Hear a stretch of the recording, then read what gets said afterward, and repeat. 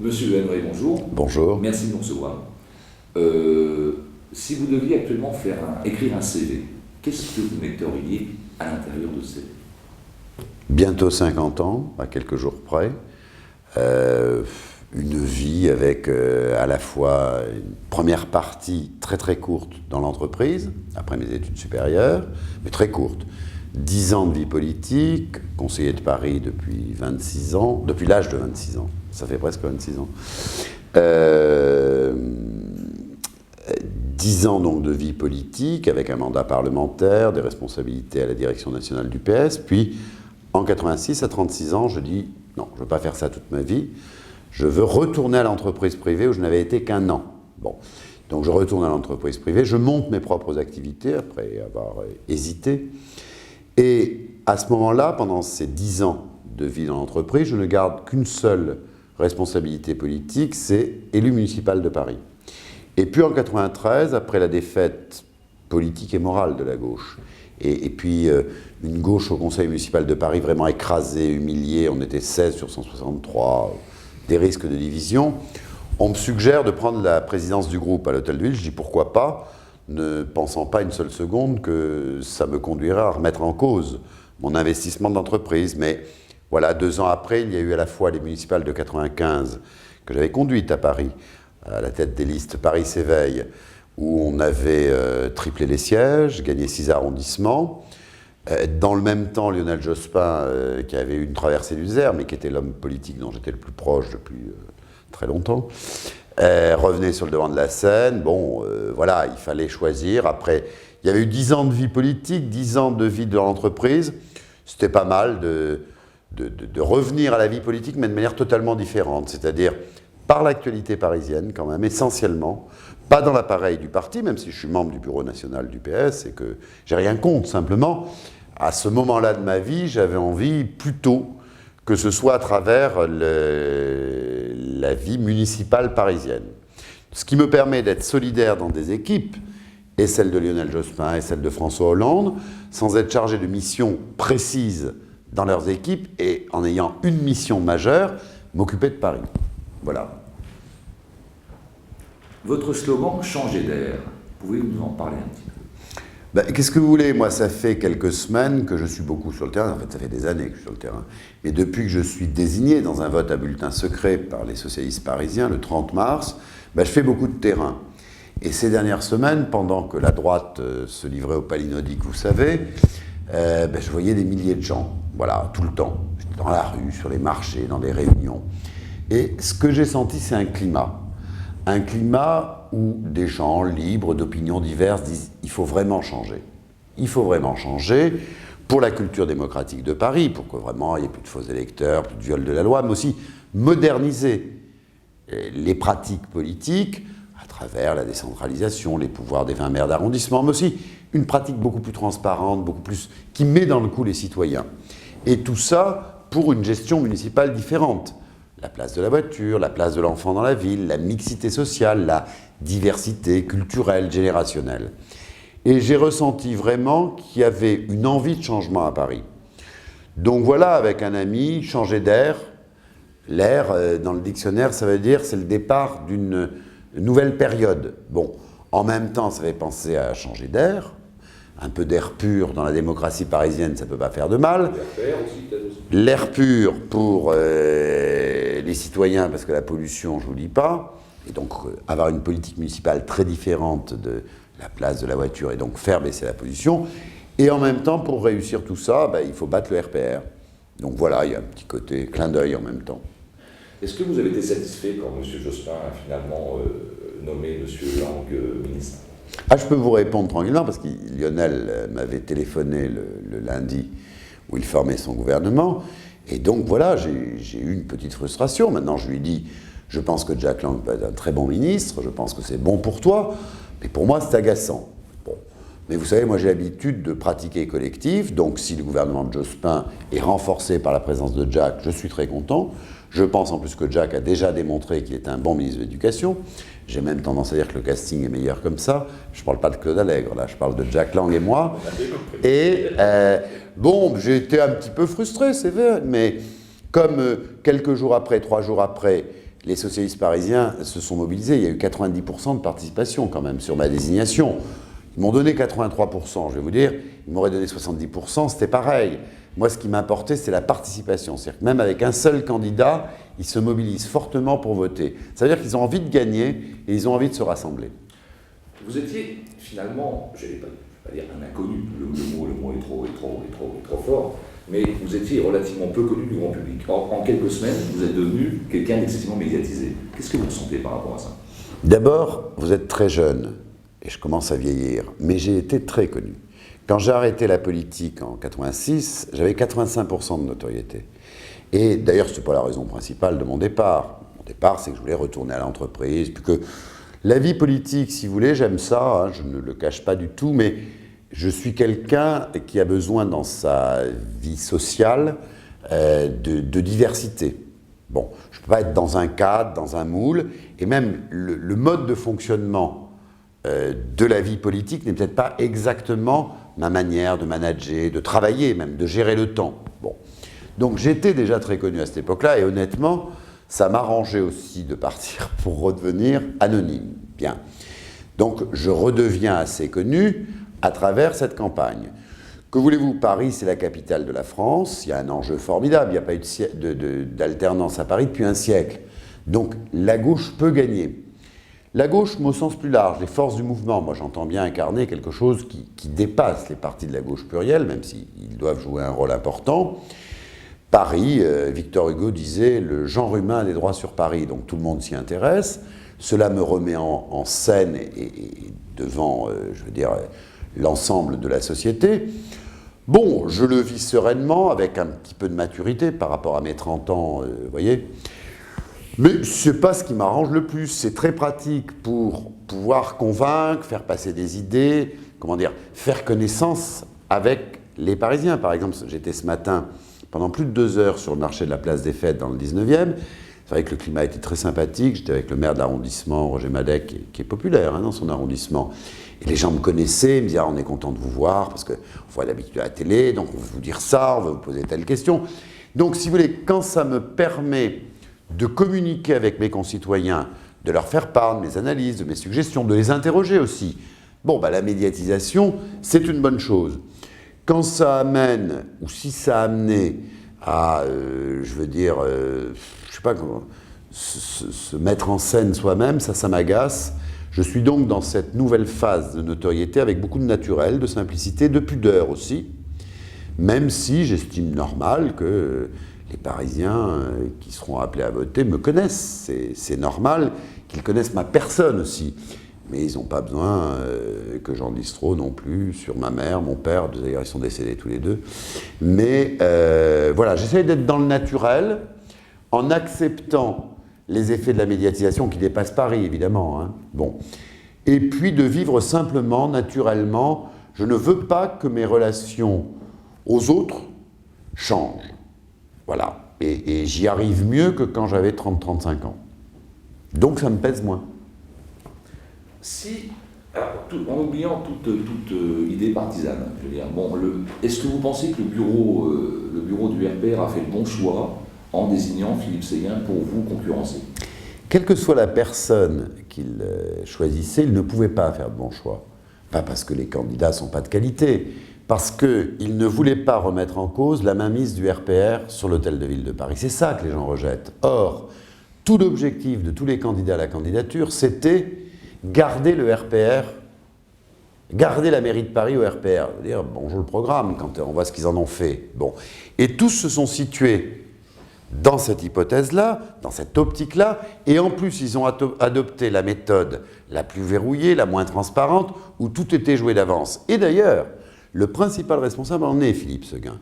Car quand il était président du RPR et qu'il y avait eu la bagarre entre Toubon et Tibéri, il s'était exprimé pour soutenir Tibéri et pour dire de toute façon le candidat à la mairie de Paris pour 2001 sera choisi par le président du RPR. Donc Mme Alliot-Marie a juste attendu à 10 personnes ce que Philippe Séguin avait prévu de faire tout seul. Bon. Donc, moi je veux dire, avant qu'il soit désigné, qu'est-ce que je disais? Mon adversaire, je le connais. C'est le système RPR à Paris. Et on peut faire n'importe quel ravalement, ce sera toujours la même chose. Donc voilà, je pense que cette ville a besoin d'alternance, elle a besoin de mouvement, de transparence, de vérité. Et ce n'est pas un faux changement qu'il faut lui donner, c'est un changement authentique, profond, mais maîtrisé, car je veux que nous soyons des bons gestionnaires de l'intérêt des Parisiens. À tous les sens du terme, y compris au sens fiscal du terme. Nous avons bien entendu. Dites-moi, par rapport aux nouvelles technologies ou multimédia, c'est un magazine donc, qui est consacré à ce domaine, dans son sens le plus large, est-ce que vous avez une adresse email? Est-ce que vous vous servez souvent d'Internet? Et sinon, quel site visitez-vous? D'abord, j'en ai 3. Parce qu'avant d'être candidat, j'avais déjà un site au Sénat et un site en tant que président du groupe, pour le groupe ici, depuis des années. Et simplement, dès que j'étais candidat à la candidature, le premier jour, j'ai créé un site de candidats. Et il existe toujours, il faut qu'on le rénove un peu. Je réponds personnellement à tout le monde. Et je créerai très bientôt, au moins toutes les 2 semaines, un forum interactif pour être en direct avec les gens qui veulent débattre avec moi. Je réponds donc beaucoup aux messages, il y a des documents. Comme je ne suis entouré que de bénévoles, le temps qu'on met à traiter tout ça, et parfois pas celui que je voudrais, et puis je veux le moderniser. Il est déjà pas mal mon site, mais je le trouve un petit peu sérieux, donc j'ai envie de lui donner un petit peu la pêche, et mes amis y travaillent, toujours des bénévoles, et donc voilà, on est en train de le faire. Personnellement, je ne manie pas moi-même l'engin, si j'ose dire, mais je connais beaucoup, parce que je suis beaucoup allé dans les startups, j'ai fait beaucoup, si vous voulez, de visites sur tout ce qui est la nouvelle économie, donc je connais assez bien. Je trouve que c'est très important. En même temps, si vous voulez, comme toute révolution technologique et économique, elle a ses emballements et après ça se stabilise. Bon, en tout cas, si vous voulez, c'est aussi un nouveau mode de vie.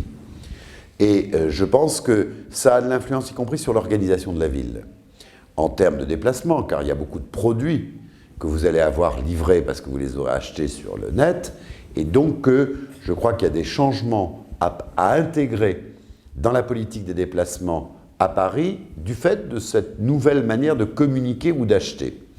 Ensuite, je pense que pour la démocratie locale, c'est très important. C'est très important parce que c'est un champ nouveau pour que l'élu ou les associations ou les citoyens dialoguent entre eux. Bon. En même temps, il faut faire très attention, c'est qu'il y a des personnes qui, pour des raisons soit de niveau culturel, soit des questions générationnelles, vont être exclues. Donc je ne veux pas limiter la démocratie locale ou l'échange avec les citoyens honnêtes. Je veux au contraire que ça nous donne l'idée d'intégrer ceux qui ne se servent pas de la toile. Bien. Ensuite, je pense qu'il y a des conséquences sur la manière dont la politique municipale accompagne une dynamique économique. Je ne suis pas de ceux qui croient qu'une politique municipale fait complètement la dynamique économique d'une ville, car ce sont les entrepreneurs qui font la dynamique d'une ville. Mais je ne suis pas non plus de ceux, comme ceux qui gouvernent actuellement à Paris, qui pensent qu'on laisse faire, on regarde. La preuve, c'est que beaucoup des initiatives qu'ils ont prises sont complètement caduques parce qu'ils n'ont pas intégré la nouvelle économie. Moi, il y a quelques mois, avec Patrick Bloch, élu du 11e arrondissement, nous avions proposé que la Maison des Métallos, que le maire de Paris s'apprête à vendre à un promoteur privé. Alors vous avez là un enjeu architectural, parce que c'est une des rares traces de l'architecture du 19e siècle, mais vous avez dans ce lieu à la fois une belle salle, et se sont installées beaucoup d'entreprises multimédia et beaucoup d'associations du quartier. Vous savez, c'est dans le 11e, très c'est populaire, mais représentatif aussi de cette créativité de Paris. Et à l'évidence, je pense qu'il faut permettre à des associations de quartier, des entreprises multimédia de rester, mais aussi d'y mettre une mini pépinière d'entreprises pour permettre l'accès honnête d'entreprises du quartier qui ne savent pas faire, qui ne sont pas encore habituées. Et si vous voulez, j'ai plusieurs propositions comme ça pour la future politique municipale qui consistent non pas à faire à la place, mais à accompagner et à encourager. Avec par exemple ce que fait Bruxelles. Bruxelles a créé un téléport.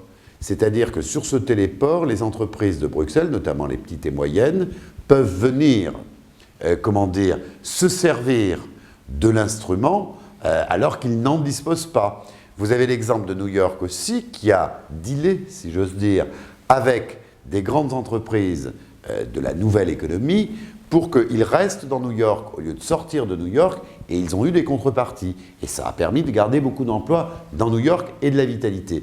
Donc j'ai plusieurs propositions de ce genre qui consistent d'abord à créer un portail pour qu'on facilite les démarches, toutes les démarches administratives des entreprises.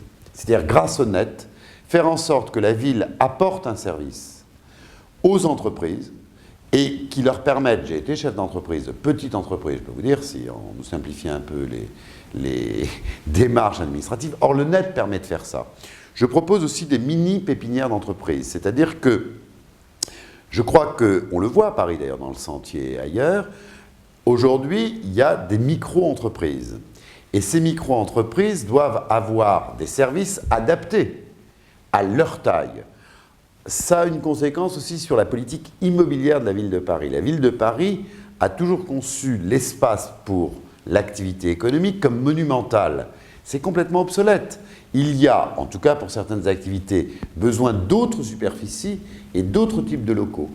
Enfin, vous savez que j'ai accompagné la très grande ambition du gouvernement Jospin, qui a été initiée par Claude Allègre et qui est poursuivie par Jack Lang, l'université du 3e millénaire à Paris-Rive-Gauche, c'est-à-dire plus de 150 000 m², avec les laboratoires de recherche, avec ce qu'il y a de plus performant dans l'université française. Donc, au lieu de vouloir là-bas, comme activité économique, comme la ville le prévoit actuellement, que des sièges sociaux de banques et de compagnies d'assurance, je ne suis pas contre, si ça permet d'équilibrer, mais il faut au contraire vouloir des entreprises de haute technologie qui, vont vouloir être proches du monde de l'intelligence et de la découverte. Et c'est pourquoi j'ai proposé, là, c'est différent des micro-entreprises, un immeuble intelligent, mais l'immeuble intelligent, je veux dire, de ce qu'il faut dans 10 ans, pas de ce qu'il fallait il y a 1 an.